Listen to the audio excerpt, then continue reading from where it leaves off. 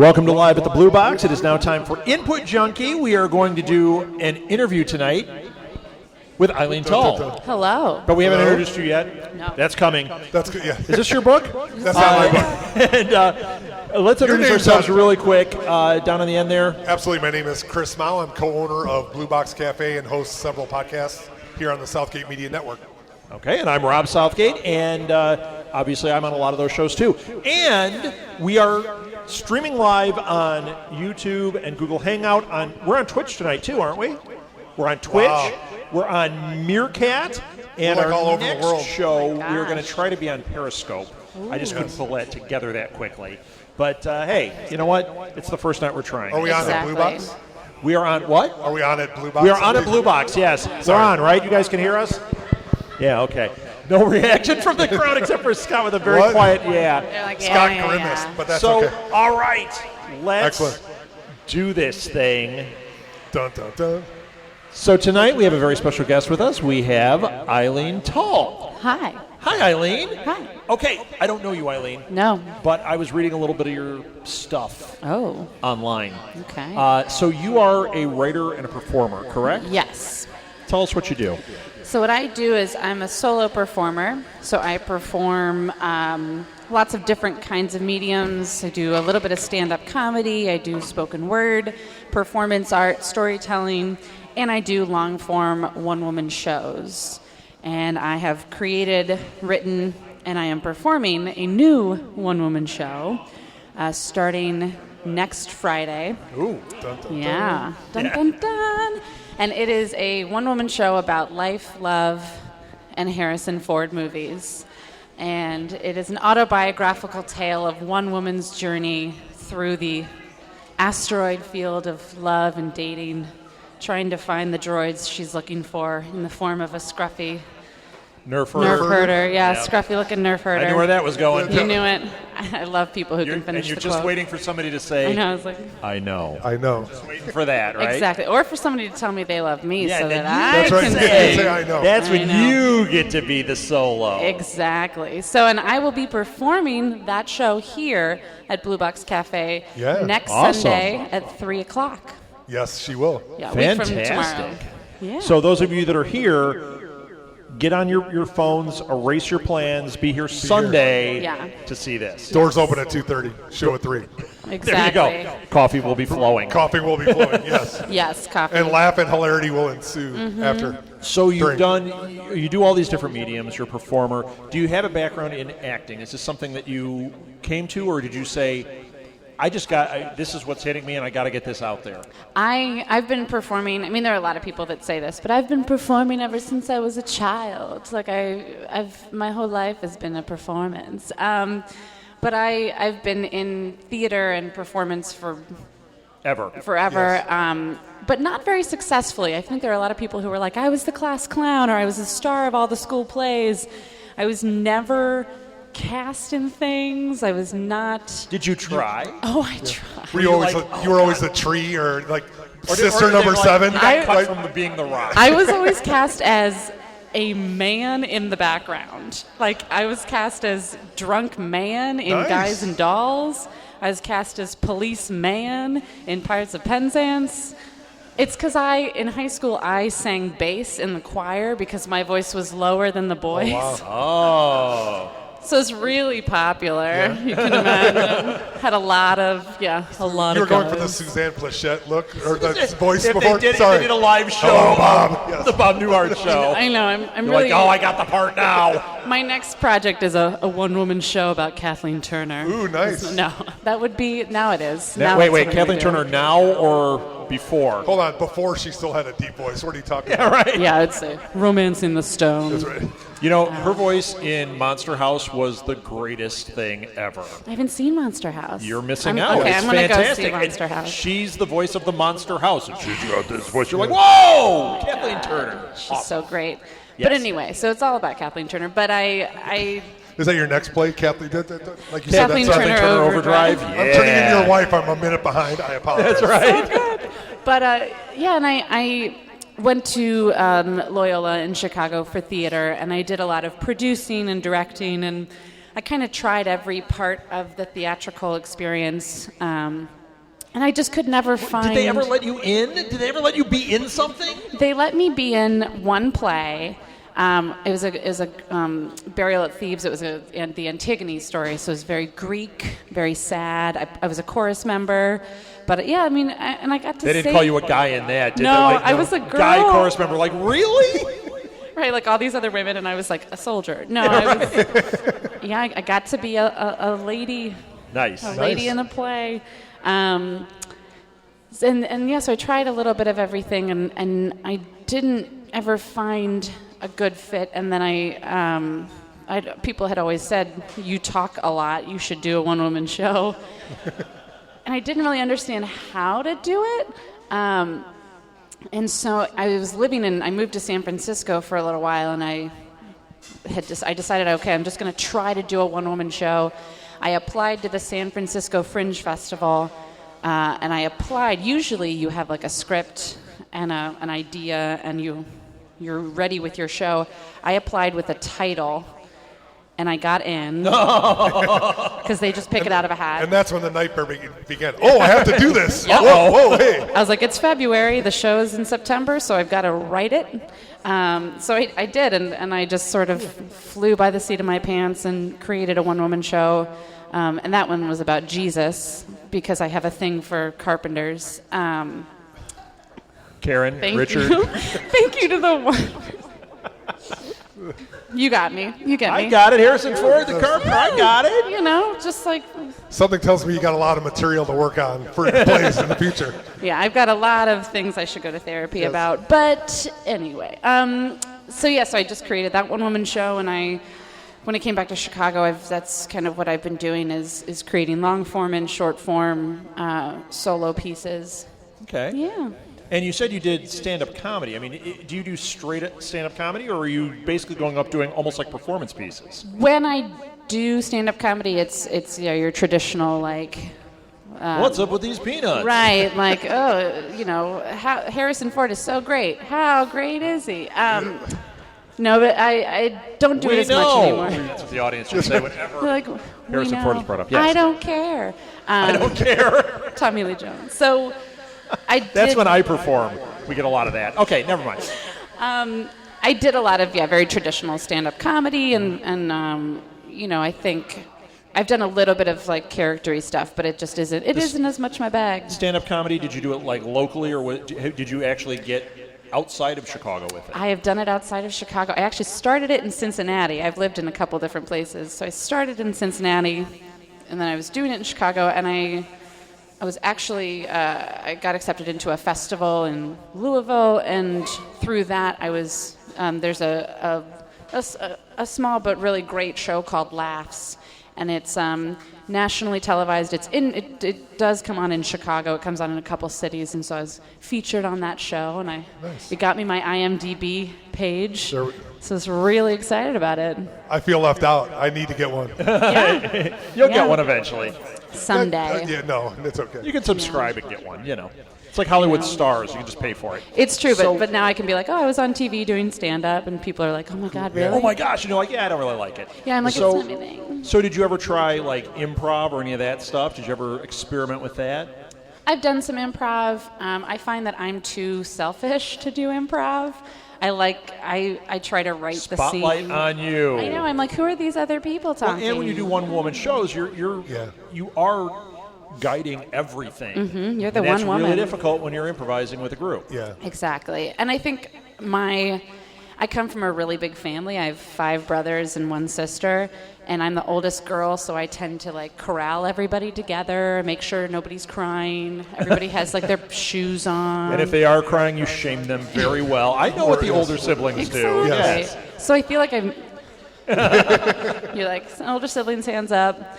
But I feel like my instinct is to manage like try to help manage a team, help manage a group of people. So in improv, that's a really annoying scene partner who's like, let me just make sure that everything's fine. Like, let's set the scene. And they're like, Yeah. can we just be in the moment? They're trying to do yes and you're like, no, I know where it's going. Or like, yes, as long as everybody's okay with it. Yes, and maybe, and how's everyone feeling? And they're like, just go. So I tend to be a really poor scene partner. But I think I'm really good, and that's the trouble. I think I'm like, I have an idea. I'm sure you are. You're amazing. Yeah, I'm so good. See? So yeah, I improvise a lot in stand-up, or I improvise. In your one-woman show, do you use any improv at all, or is it really scripted? Because I've known people that have done one-person shows a lot, and some of them are strict to the word, and some use it almost like at some point they just start riffing off of it. Right. What's your style? Or do you have a style? Well, and that's the thing. My first show that I created tended to be a little bit more open to improv because it was about Jesus, and it was that this character had said... Jesus was a big who, what, and where guy. Lots of improv. Loved that improv. He was always like, I don't know, wine. But the conceit of the show is that this character had organized the second coming. And so she brings the audience to, like we're all waiting for Jesus to come again.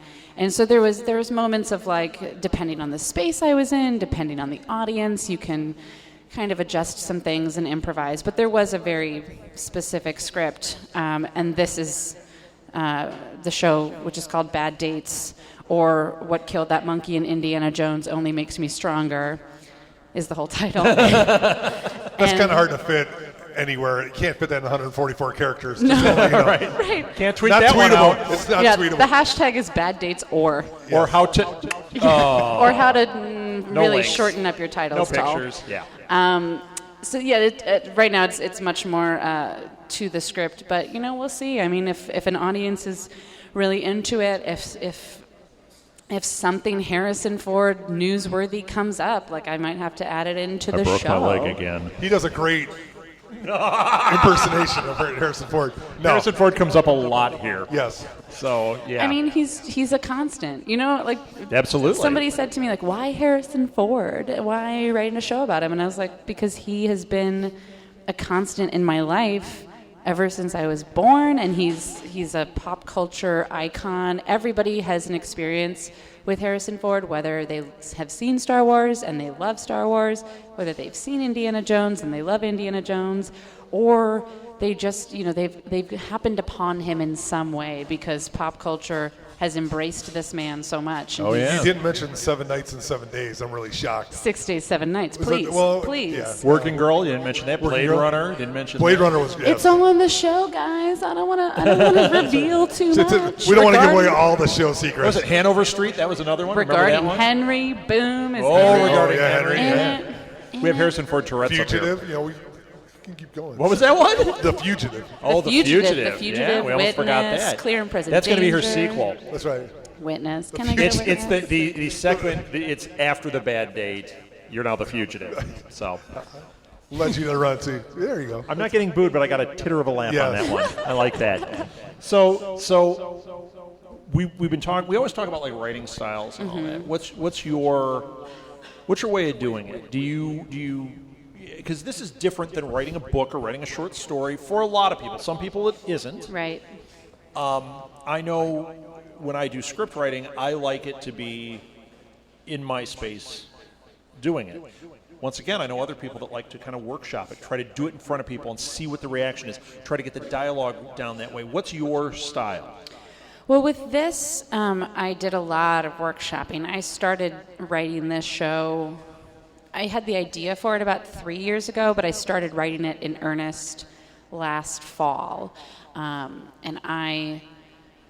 Because the show is essentially about my life, my dating and romantic experiences, kind of told within the framework of Harrison Ford movies. These experiences keep seeming to line up with certain Harrison Ford movies. So it's very autobiographical. So some material I had already written, and I just kind of shoved it in there. Yeah, fit it in there. Yeah, exactly. And then I worked with a couple of really great organizations in the city because I live in Chicago on the north side. But I did the first half of the piece. I wrote and read for a group called the Nerdalogs. They're wonderful. Yeah, they're a beautiful group of people. So They do nerd monologues, basically. Yes, And so you did some stuff with them. Mm-hmm. So yeah, I read my piece with them, and they did a podcast of it. So I was able to send it to other people that I know and say, hey, can you take a look at this? What do you think? That was back in, I want to say February or something. So it was very early in the year. And then I just adjusted based on where I got laughs, where I didn't, whether the narrative was working. And I would take snippets. What of an the piece. excellent place to try that out. Oh, I mean, yeah. that's really great. Yeah, they were very much the audience for that. Good. I just took different parts of the piece, different stories, and I would tell them at storytelling events and kind of say, like, this is from my Harrison Ford show, so this is why there's so many Harrison Ford references in this 10-minute story. And You may sense a theme. But yeah, that's I was like, it's all part of a thing. Again, you just got feedback from people. And I did a table read where I had 5 friends come and watch. And I did 90 minutes of a show, and again, just got their cuts and their ads, and because when you're doing a one-person show, you can't see yourself, so you think I am totally expressing how much energy I have about this event, how much love I have for this person, and you may not be showing that at all. So to get that kind of feedback from people is so important. And then I did a full reading of it at the Abby Hoffman Festival, which is a really wonderful performance festival that will be. This was, I think, the 30th year. They're going to end next year at 31. They gave me space to do another whole draft of the show. Wow. Yeah, and I've had a couple people come in as directors and kind of spend some time with me just working on physicality and stage picture. So I have to say, this morning I printed out draft 10. Nice. And I was like, all right, we're done. Done. Yeah, I think that would be the hardest thing that you were talking about is how do you view what you've done without videotaping and looking at it, because it's different when it's videotaped instead of when it's live. There's an obvious reaction to the people that are there. Exactly. And that would be the hardest thing I would think about doing it by yourself. As opposed to if you have a crew or a cast where 4 people are watching, 2 people do a play or a scene, and they're like, that sucked, or what? Yeah. Sorry. Or even just your. How dare you? Well, I know. Well, Strong we're language. supposed to be semi-kid friendly, so I don't want to. Stinks, but only if absolutely That's necessary. Just having another person in the room to perform to makes so much of a difference. Especially for me, an audience brings so much out in me that I kind of need that energy to get myself up there. Right. So that's been really good, and I've just worked with a lot of really wonderful people who have helped this show along. I'm just excited to kind of have a printed copy of the script, and we'll see if it changes again. But they can print it on Amazon. We found that out earlier. Yes. You can have it in book form. It'd be That's great. right. Have it in book form. Nice soft Wow. cover. I have another question. Next week, you're doing it here on Sunday. Yes. Is that the debut? Is that the first time you're doing it officially? Boom, I'm rolling it out? Or? It'll be the second performance. Second performance, First okay. performance will be Friday at Uncharted Books in Logan Square in the city. And then, there's about, at this point, I think 15 or 16 performances slated.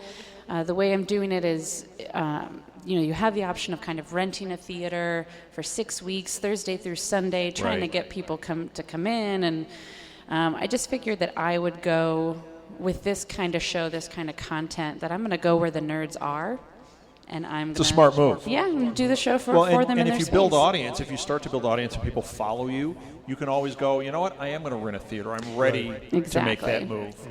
And then fail at that. No, I'm kidding. Where do I want to fail? Because we've talked about the same thing about what we do with the live podcast. Right. Because this is different. This is unique. And, it works in this environment. We have a nice time here, but we've talked about what do you do to actually, get in a space and make some money maybe, or, you know, go to a bigger, different audience in a different city. Right. You got to go where your audience is first and give it away for a while. Exactly. You do. And I mean, you know, all the tickets are $10 suggested donation, and because it really is, it's not about making money. I would certainly like to break even in terms of some of the marketing expenses and things like that. But I'm designing the show and doing it this way because I'm not putting thousands of dollars into it. So I'm not like making my decisions based on needing to make that money back. Yeah. Well, that's one of the things I love about the one-person show. Yeah. That whole concept, because I mean, yeah, you can put production into it, but if you ever watch like John Leguizamo's one-man shows, they're amazing. They're completely engaging, and it's a guy with a microphone and a chair. Yep. That's it. Yeah. Who was the other? The writer. They made a movie, Swing to Cambodia, based on his Spalding Gray. Spalding Gray. Yeah. Phenomenal. Desk, light, microphone. Yeah.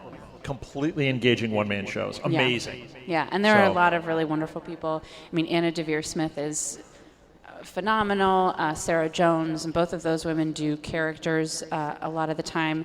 But yeah, I mean, it's such a... Do you do characters in yours? I don't. It's not really my thing. I'm not skilled at it. I feel like if you're going to do characters, you have to be... You got to be able to do the characters. Yeah, you have to be a chameleon. I've never been good with voices. I've never been... Except for that husky guy in high school. You I did know, a great right? job with that My one. Kathleen Turner is flawless. It's a die for. But it's how I live my life. But yeah, I feel like that has to be your... I mean, it's like being good at basketball. Like, you have to have that skill at such a high level, or else it's not going to work. Otherwise, it looks like you're a schmo. Yeah, and I totally get that. And you're doing impressions as opposed to creating characters. And so my stories, because I'm a narcissist, are all about me. So I just tend to be able to do a pretty solid impression of myself. I do a really good me. Excellent. Well, which is hard enough to do on its own. I mean, in front of people. I can do it on stage, but I can't really do it in real life. Sure. Much like Harrison Ford. Right. Yeah. That's kind of...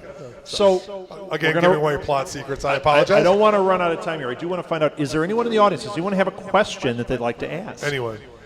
You never know. Sometimes this is lots, and sometimes it's absolutely nothing. It's okay. I answered all the questions. You did. It's absolutely nothing this time. That's okay. I want you to give all your social media stuff. I want you to give any information to get people tuned into what you do. Yeah. And also, since you have done one-woman shows, if any of that's like on YouTube, where can people see some of the things you've done? Yes. Go. Luckily, my name is a little unusual, so I'm pretty much the only Eileen Tull out there, except for an older lady in Salisbury who will get really mad and confused on Facebook. Oh man, I saw her one-woman show. It was amazing. Was she good? Darn it. She's taking my thing. But you can find me at Eileen Tull. Hers was about Clark Gable, though. It's very strange. Because, I would see that. I thought it was a Jimmy Stewart one. That's my misery. Jimmy Stewart. I would see that woman's Clark Gable, Jimmy Stewart mashup. But I'm at eileentull.com, and all of the schedule of the show is at eileentull.com/baddates. So that's where the whole schedule is. I'm on Twitter at Tullie23, Tullie 23. I have a Facebook page. Mostly if you Google Eileen Tull, like I do, then you will find all of my stuff. I have a couple of... I have a one-woman show on YouTube that I did in New York, and then I have clips of performance art and stand-up. So if they look up Eileen Tull on YouTube, this is going to come up. Yeah, and hopefully nothing else. Do you have a channel, or is it just stuff that you upload? Yeah, it's just my channel. So we'll put some links like in the show notes to that. So anyone that's listening, anyone that's at home that's like, I want to check this out, which you should. You'll be able to just click on it and go right to it. Yeah, And we'll put all of your social media stuff on there, too. Hopefully you'll get some people writing to you. No, please. I love social media. Do you? I just like getting attention. You're that one. Yeah. You like do you open other accounts to like yourself so you get more? I'm not saying I do that, but it's great. I've got a lot of email I have addresses. saying you don't either. I have legitimately done that. Yes. Nice. One time, and you know what? I still sometimes keep up her Facebook account. She's been a good friend to me. It's Kathleen Turner. It's spelled differently. I don't understand. Kathleen, So yeah, Turner. But it's Turner. that's right. Exactly. Yeah, Yes. she's different. Yeah, she is different. She hates when she gets mistaken for the other one. That's right. Oh, I hate that attention.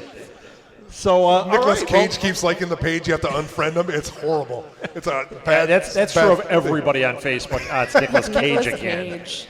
I would love for Nicolas Cage. If Nicolas Cage liked my Facebook page, I would shut it down because it could never get.